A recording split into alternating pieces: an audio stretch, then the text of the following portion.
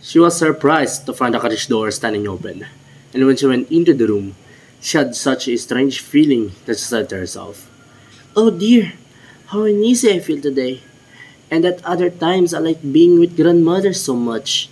She called out, "Good morning," but received no answer. So she went to the bed and drew back the curtains. There lay her grandmother with her cap pulled far over her face, and looking very strange. "Oh, grandmother," she said, "what big ears you have!" "The better to hear you with, my child," was the reply. "But, grandmother, what big eyes you have!" she said. "The better to see you with, my dear." "But, grandmother, what large hands you have!" "The better to hug you with." "Oh, but, grandmother, what a terrible big mouth you have!" "The better to eat you with." Scarcely had the wolf said this, that with one bound he was out of bed and swallowed up Red Cap. When the wolf had appeased his appetite, he lay down again on the bed, fell asleep, and began to snore very loud. The huntsman was just passing the house, and thought to himself, "How the old woman is snoring! I must just see if she wants anything."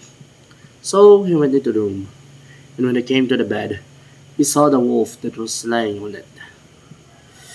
"Do I find thee here, thou old sinner?" said he. "I have long sought thee." Then, just as he was going to fire him, it occurred to him that a wolf might have devoured the grandmother, and that she might still be saved. So he did not fire, but took a pair of scissors and began to cut open the stomach of the sleeping wolf. When he had made two snips, he saw the little red cap shining, and then he made two snips more, and the little girl sprang out, crying, "Ah, how frightened I have been! How dark it was inside the wolf!" And after that, his grandmother came out alive also, but scarcely able to breathe.